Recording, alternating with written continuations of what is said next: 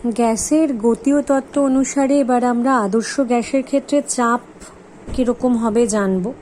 তাহলে চাপ কি কি বিষয়ের ওপর নির্ভর করে? আগে প্রথম কথা আমরা দেখি যে চাপের বিষয়টা কি। গতীয় তত্ত্ব অনুসারে গ্যাসের অণুগুলি কন্টিনিউয়াস 0 থেকে ইনফিনিটি পর্যন্ত যে কোনো বেগ নিয়ে যে কোনো ডিরেকশানে ছুটোছুটি করে, গতিশীল থাকে এবং এই গতিশীল থাকার ফলে অণুগুলো নিজেদের মধ্যে ধাক্কা খায় এবং পাত্রের দেওয়ালে ধাক্কা খায়। পাত্রের দেওয়ালে যে ধাক্কা খায় সেই ধাক্কা খাওয়া মানে বল প্রয়োগ করা। এবার এই রকমভাবেই কিন্তু চাপের সৃষ্টি হয়। এবার দেখা যাক যে এই চাপটা কী কী বিষয়ের ওপর নির্ভর করে। প্রথমত হচ্ছে যে গ্যাসের, আমি যে আবদ্ধ পাত্রে গ্যাস নিয়েছি তার আণবিক ঘনত্ব অর্থাৎ একক আয়তনে কত অণু আছে তার উপরে নির্ভর করবে। কারণ একক আয়তনে যদি অণুর ঘনত্ব বেশি থাকে তাহলে বেশি সংখ্যক অণু এসে পাত্রের দেয়ালে ধাক্কা খাবে, তাহলে একক আয়তনে থাকা অণুর ও সংখ্যার উপরে গ্যাসের চাপ নির্ভর করে। দ্বিতীয়ত হলো অণুগুলোর বেগের ওপর নির্ভর করবে, কারণ কত বেগে, যত বেশি বেগ থাকবে তত তাড়াতাড়ি ধাক্কাগুলো হবে, কারণ তত পাত্রের এক দেয়াল থেকে আরেক দেয়ালে পৌঁছতে সময় কম লাগবে। আর গ্যাসের অণুর ভরের ওপরও নির্ভর করে, কারণ ভরের সাথে সাথে ভরবেগের পরিবর্তন হয় এবং ভরবেগের পরিবর্তন হলে, ভরবেগ যদি বাড়ে সেক্ষেত্রে চাপের পরিমাণও বেশি হবে। সুতরাং আমরা মোটামুটিভাবে জানতে পারছি যে গ্যাসের অণুর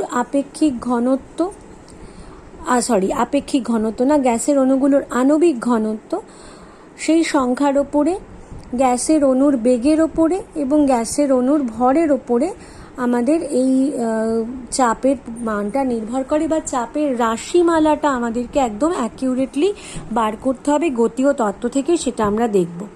তা সেটার জন্য দেখো এরকম একটা ফাঁপা ঘনকাকৃতি পাত্র নেওয়া হয়েছে যার দেয়ালগুলো পূর্ণ স্থিতিস্থাপক, যার প্রত্যেকটা বাহুর দৈর্ঘ্য হচ্ছে L এবং তাহলে প্রতিটা তলের ক্ষেত্রফল, ঘনকের 6টা তল থাকবে, প্রতিটা তলের ক্ষেত্রফল L² হবে এবং ঘনকটার আয়তন হবে L3।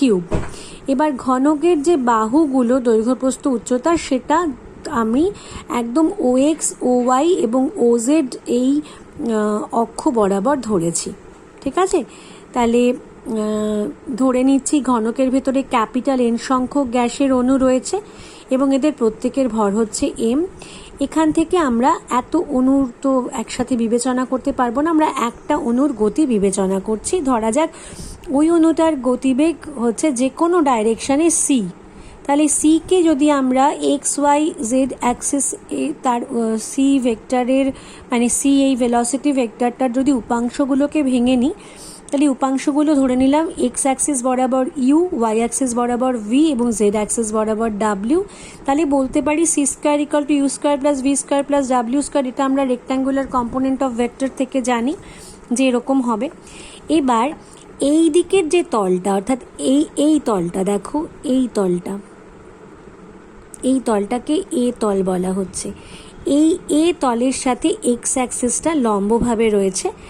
তাহলে আমরা এভাবে চিন্তা করছি যে এই এক্স অ্যাক্সিস বরাবর অণুর গতিটা দেখছি এবং সংঘর্ষ স্থিতিস্থাপক, তাহলে অণুটা এসে এই এ তলে ধাক্কা খাবে, ইউ বেগে ধাক্কা খাবে, ধাক্কা খেয়ে আবার ইউ বেগে বিপরীত দিকে রিবাউন্ড করে চলে যাবে।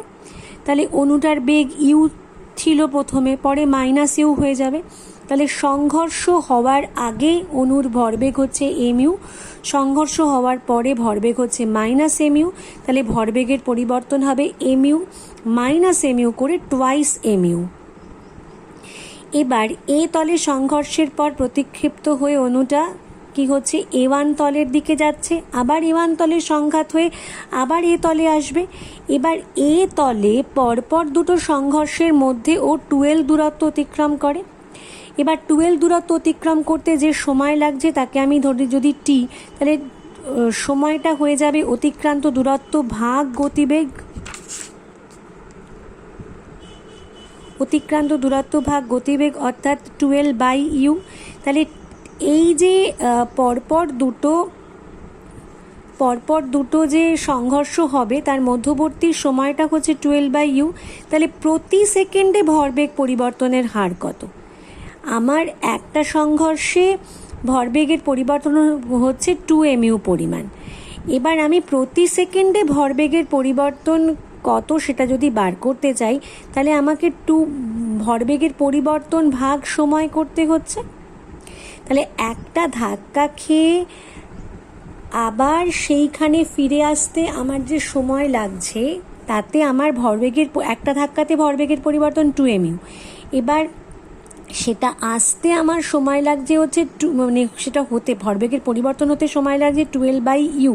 তাহলে সেটা দিয়ে আমি ভরবেগকে যদি ভাগ করে দিই, তাহলে আমি একক সময় ভরবেগের পরিবর্তনটা পাবো।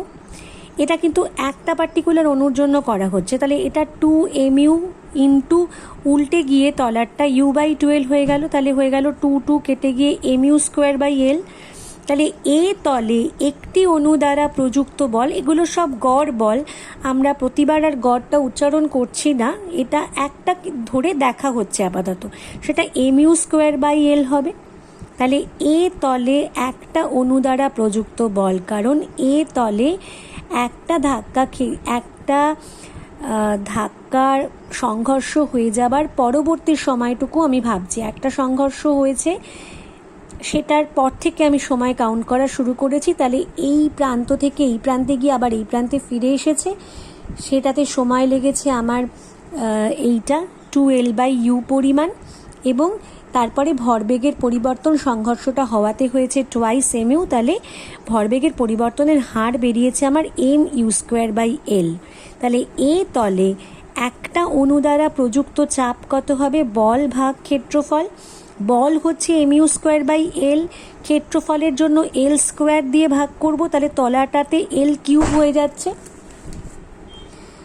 তাহলে ক্যাপিটাল N সংখ্যক অণুর কথা যদি ভাবি, তাদের প্রত্যেকের OX অভিমুখে বেগের উপাংশকে যদি আমি u1, u2, u3 এরকম করতে করতে un অবধি ধরি, তাহলে এ তলের ওপর মোট চাপ px ধরলাম, সেটা m/l³ এরমভাবে into u1² plus u2² plus করতে করতে un² অবধি হবে। তাহলে m/l³ আমি m/v বলতে পারি, কারণ v = l³, vটা ভলিউম আমাদের। এভাবে OY অভিমুখে উপাংশগুলো যদি v1 v2 করতে করতে vn অবধি হয়, তাহলে কি বলে, এই y অ্যাক্সিসের সাথে লম্বভাবে যে তলটা রয়েছে, অর্থাৎ এই তলটা, সেই তলটার ওপরে প্রযুক্ত চাপ py = m/v, v1² plus v2² plus এরকম করতে করতে vn²। একই রকমভাবে z অক্ষের সাথে সমকোণে অবস্থিত c তলের ওপর মোট চাপ, z অক্ষের সাথে সমকোণে অবস্থিত c তল হচ্ছে এইটা। এই c তলের ওপর চাপটাকে pz ধরলে সেটা m/v w1² প্লাস w2² করতে করতে wn² অবধি। এবার চতুর্দিকে সমান চাপ প্রয়োগ করে, তাহলে px, py, pz এগুলো সব সমান হবে, সেটাকে p ধরছি। তাহলে p হয়ে যাচ্ছে px plus py plus pz/3।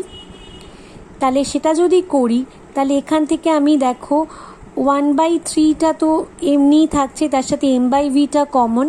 এবার u1 এর মানে u এর কম্পোনেন্টগুলোর সব স্কোয়ারগুলোর যোগফল প্লাস v এর কম্পোনেন্টগুলোর সব স্কোয়ারগুলোর যোগফল প্লাস w এর কম্পোনেন্টগুলোর সব স্কোয়ারগুলোর যোগফল করলে আমরা এরকমভাবে জিনিসটাকে পাচ্ছি। এবার তারপরে আমরা কি করছি, প্রত্যেকটা কম্পোনেন্টকে ইন্ডিভিজুয়াল একটা অণুর জন্য একত্রে লিখছি। দেখো, এটা 1 নম্বর অণুর জন্য u1² plus v1² plus w1², 2 নম্বর অণুর জন্য u2² plus v2² plus w2², এরকমভাবে আমরা ব্র্যাকেট করে করে n অণুর জন্য un² plus vn² plus wn² করে লিখলাম। কেন লিখলাম? যাতে আমরা এগুলোকে সব আবার c1² c2² এরকম করে লিখতে পারি।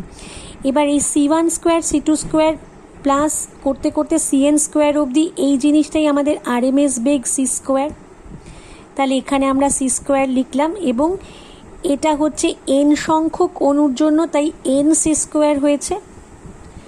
তাহলে আমাদের এই চাপের এক্সপ্রেশনটা হয়ে গেল 1/3 mn c²/v, যেখানে n হচ্ছে টোটাল নাম্বার অফ মলিকিউলস। ঠিক আছে। এবার m ইন্টু n যদি করি সেটা আমার গ্যাসের মোট ভর হয়, কারণ একটা অণুর ভর m, তাহলে n সংখ্যক অণুর ভর হবে গ্যাসের মোট ভর, তাহলে m0। এবার m0/v-কে আমি গ্যাসের ঘনত্ব রো লিখতে পারি, তাহলে চাপ হয়ে গেল আমাদের 1/3 রো c²। এইটাই হচ্ছে আদর্শ গ্যাসের চাপের রাশিমালা গ্যাসের গতীয় তত্ত্ব অনুসারে। এবং এখান থেকে আমরা আরএমএস বেগ সিকে লিখতে পারি √3p/ρ। এইটা একটা খুব ইম্পর্ট্যান্ট ইকুয়েশন আমাদের গ্যাসের গতিতত্ত্বে, বিভিন্ন ক্ষেত্রে কাজে লাগে, অঙ্কেও কাজে লাগে, এটা আমাদের মনে রাখতে হবে। তাহলে এটা হলো আমাদের গতীয় তত্ত্ব অনুসারে আদর্শ গ্যাসের চাপের রাশিমালা।